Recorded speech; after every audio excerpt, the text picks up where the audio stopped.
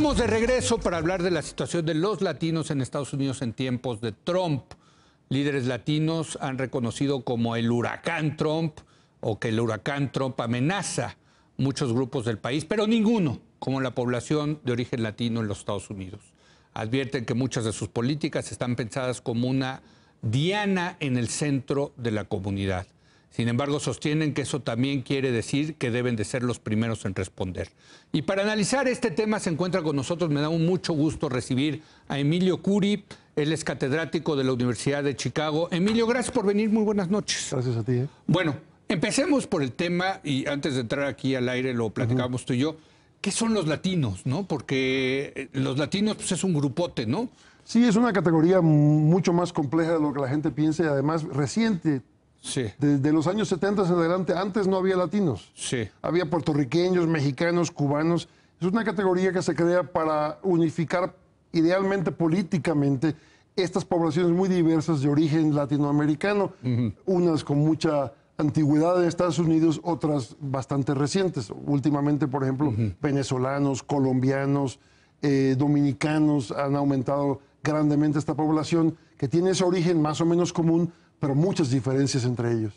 Ahora, decías que esto se empezó a unificar en los años... En los años 70. 70.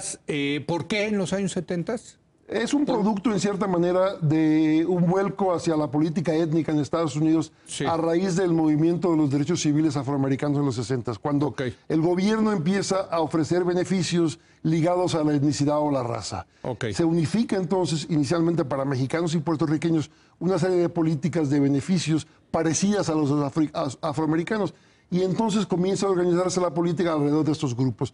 Esa política identitaria ha crecido grandemente en las últimas décadas y este grupo, esta identidad latina que ha aumentado, pero que hay que entenderla como un proyecto político, no es una unidad natural, aunque tengamos un origen genéricamente parecido, es un proyecto político de unificar los intereses de las poblaciones latinas para que voten de la misma manera y tengan mayor peso. ¿Es lo mismo decir latinos que hispanos?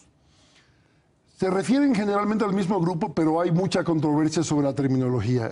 Hispano es el término que el gobierno de Estados Unidos inicialmente utilizó en los censos, pero luego en épocas de movimientos étnicos más radicales se pensó que privilegiar el lado hispánico, español, a costa de lo indígena o de lo africano y latino, aunque tiene una historia también muy complicada, pareció más neutral. Se siguen usando ambos, pero últimamente latino-latina, porque también hay que diferenciar de esa manera, es el término o los términos que ahora son más populares y alrededor de los cuales se sigue intentando un gran proyecto político que dice que el crecimiento, enorme crecimiento demográfico y proporcional de esta población en los Estados Unidos debería terminar correspondiendo a un poder electoral. Es una cuestión en realidad mucho más complicada. Llevamos ya varias elecciones en que todo el mundo dice el voto latino, este es el año, la de Trump fue la última en que... Bueno, ¿y cuántos votaron del voto latino, hispano? No fue lo que se pensaba. No, pero votaron muchos por Trump, increíblemente. Pero como por ciento del voto no subieron.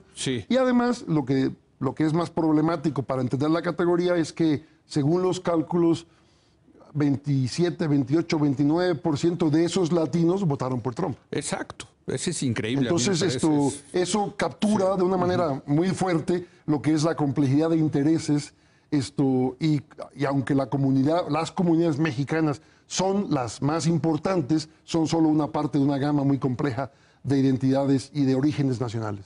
¿Qué papel juegan los mexicanos en esta categoría de latinos? Es el grupo mayoritario, quiero pensar, ¿no? Son los más, el mayor número por mucho.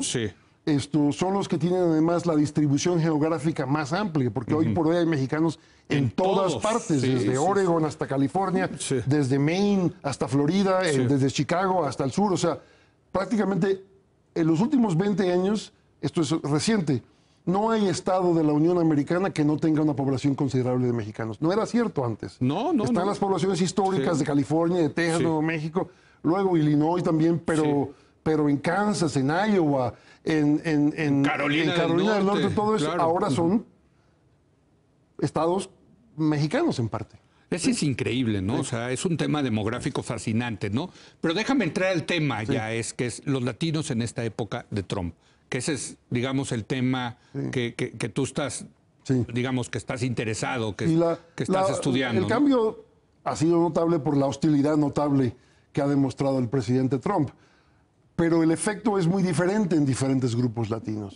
O sea, los puertorriqueños, los cubanos, hasta muy recientemente, apenas casi ayer, no tenían problemas migratorios. Los puertorriqueños por ser nacidos ciudadanos y los cubanos porque la Guerra Fría les garantizó un tratamiento especial, el cual les garantizaba prácticamente la ciudadanía al poco tiempo de llegar. Sí, prácticamente allá, ¿no? Llegaban y les daban la ciudadanía. Les daban la tarjeta del Green Card y después la ciudadanía. Correcto. Entonces, y veamos que Trump no ataca a los latinos, cultiva a los latinos en general porque necesita sus votos, ataca a los mexicanos o a la idea del mexicano. O sea, el mexicano se ha convertido para Trump como en un ogro que le permite enfocar todas las energías negativas que él piensa que sus seguidores quieren escuchar. Lamentablemente, el efecto es muy real en esas poblaciones mexicanas, sobre todo las indocumentadas. Obama deportó millones de mexicanos y otra gente, y más de lo que ha hecho Trump hasta ahora, pero tenía ciertas reglas que daban, dentro de un espacio de mucha inseguridad, una relativa tranquilidad. Trump las ha eliminado. Ahora, cualquier indocumentado en cualquier lugar y por cualquier razón puede ser arrestado. Y eso ha sembrado un terror profundo en lugares donde de por sí había una gran inseguridad. Claro. Y familias que saben que en cualquier momento pueden quedar divididas.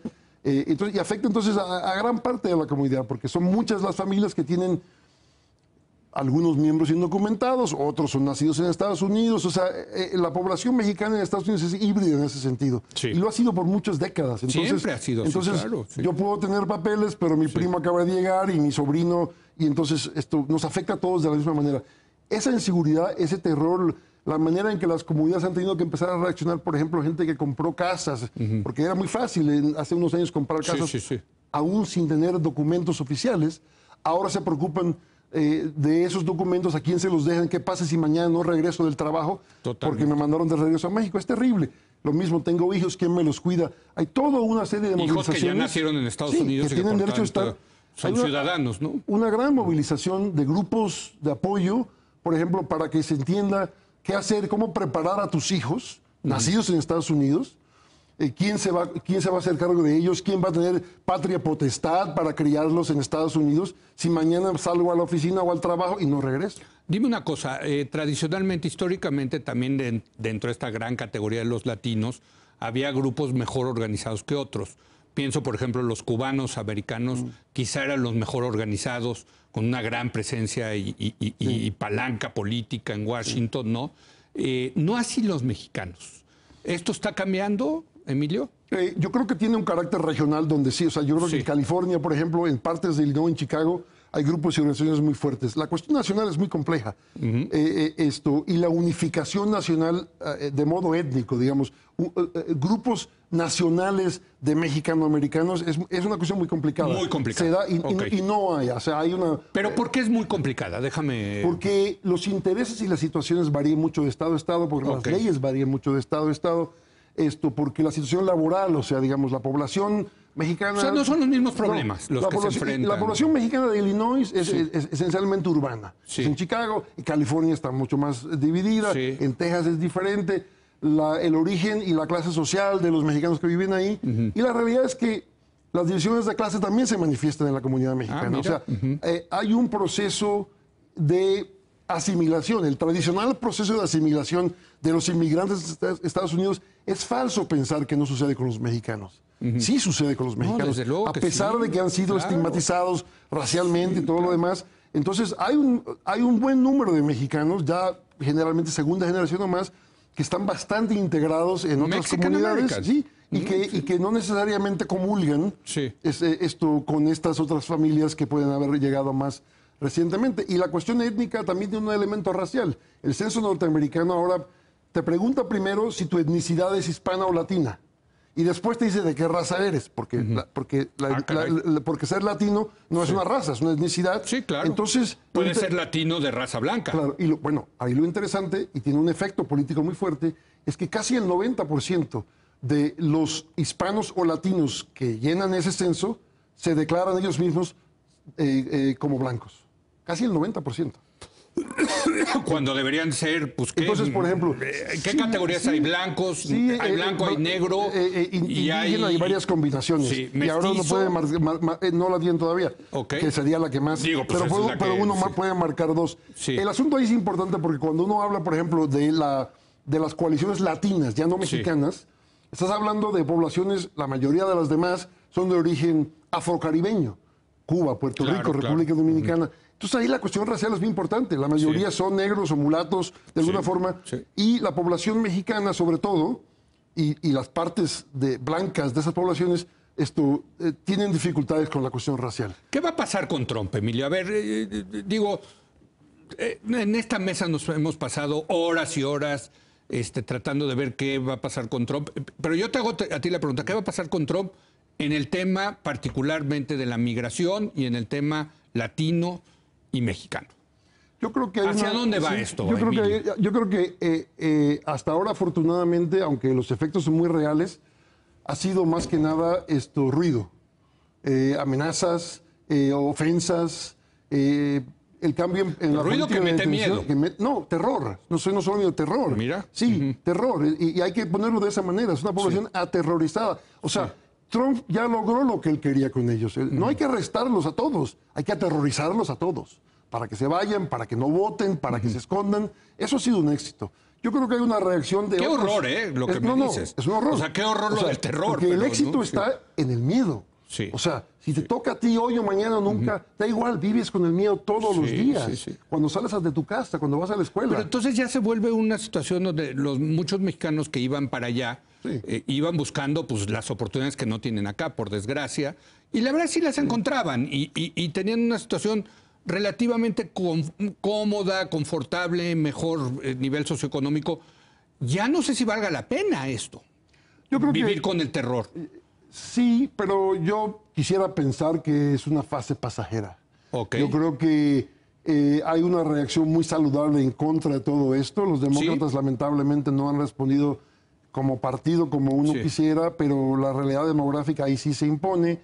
O sea, yo no quiero predecir qué va a pasar con Trump, pero quisiera pensar que si dura 4 años, no va a durar más de 4 años. Y yo creo que yo opino que en esta elección próxima ahora, en noviembre, hay buenas posibilidades de que pierda la Cámara de Diputados. Eso empieza a abrir los escándalos que le siguen surgiendo. Claro. No sé si lo eliminen antes o no, pero yo creo que yo quisiera, perdió el voto popular contra Hillary. Desde luego. Otro candidato más preparado, mejor, debería ganarle fácilmente, y más con todo lo que ha pasado. Entonces, el asunto de la migración sí está en un momento muy terrible ahora, pero un historiador te diría que esto ha pasado por muchos ciclos y que este no es el último. No, desde luego. Porque muchas veces se ha anunciado el fin de la migración, ya sea por una ley de amnistía o por un pacto binacional, y la realidad es que eso sigue una serie de flujos económicos y familiares que no se destruyen tan fácilmente. El costo es muy alto, el peligro es muy alto, pero si la economía mexicana vuelve a tener un traspié o no crece como uno quisiera que creciera, la gente va a seguir yéndose. ¿Qué papel están jugando en ese sentido los gobiernos de los estados? Porque yo creo que un gran contrapeso, quizá el más importante de Trump, han sido el federalismo real que existe en Estados Unidos. Tú lo sabes, tú vives en Illinois. Los californianos dicen, bueno, pues ahí está Trump en Washington, pero acá tenemos nuestras reglas. Yo le explicaba a alguien hace un momento, hay una gran lucha a nivel de los estados, sobre todo, y de las ciudades más progresistas. Sí, que son los ejemplo, santuarios, en Chicago, donde vivo yo, la policía tiene prohibido preguntarle a cualquier persona que detiene sobre su estatus migratorio. Sí. O sea, contrario, digamos, a Arizona, donde incluso está ahora exigido que la policía te pregunte lo primero, enséñame tus papeles, eres documentado, y si no, vámonos. ¿No? Entonces, eso ha creado una serie de espacios que están retando a Trump, que Trump incluso ha querido castigarlos por eso. California, Nueva York, o sea, sí, ahí el federalismo es muy real. Y yo diría, viviendo en Chicago, que es un espacio real de protección. Claro que ellos no pueden detener a los agentes migratorios cuando quieren entrar ahí, pero no los apoyan, no los ayudan. Y eso es una cosa impensable en otros términos, ¿no? Sí. O sea, donde el alcalde de Chicago o el de Los Ángeles le dice al presidente, no cuente con nosotros. Aquí no. No cuente con nosotros. Bueno, y lo hacen porque les conviene políticamente a ellos. Saben que la comunidad hispana o la comunidad latina es fundamental en su constituency, ¿no? Sí, porque son ciudades que son ciudades que se hicieron lo que son por los inmigrantes. Desde luego. Y no son... Uno habla hoy en día de los mexicanos y los centroamericanos, sí, pero Chicago es la ciudad más grande de polacos fuera de Polonia. Sí, es impresionante. Y muchos de esos polacos, sí, hay que decirlo, son indocumentados. Son blancos. Nadie lo sabe, hablan polaco, ahí los ves. Sí. O sea, pero siguen llegando polacos, indocumentados. Siguen llegando irlandeses, claro, llegan más fácil, llegan como turistas y se quedan. Llegan en avión, con visa de turista, claro. Muchos. Sí. Entonces, hay un entendimiento del que no se habla, de que no es solamente por el apoyo de los latinos o los mexicanos, sino porque somos una ciudad que funciona por los inmigrantes, los que conoces y los que no conoces. Y eso ha creado un ambiente muy favorable, no en muchos lugares, pero en otros sí, donde hay un entendimiento de que, pues en realidad lo que es el origen de la grandeza en la medida que lo tenemos de ese país, claro, que es eso, y que ahora lamentablemente estamos viendo atacado por el presidente Trump de una manera pues con poco precedente, ¿no? Emilio, muchas gracias por haber venido y espero verte cuando regreses, claro, sí, ¿no? El gusto es mío. Y nos cuentes más los estudios que están haciendo ahí en el Centro Katz, ¿estás, verdad? El Centro Katz de la Universidad de Chicago. Del gran historiador Katz. El gran historiador Katz. Así es. Que siempre quiso tanto a México. Así es. Gracias, gracias, el Emilio. Gusto es mío. Gracias. Hacemos una breve pausa y mira, ahora vamos a tratar de entender con Luis Giusti, este tema de Venezuela, increíble el país con mayores reservas petroleras. ¿Qué pasó en Venezuela? ¿Por qué el desastre petrolero? Regresamos en un momento más.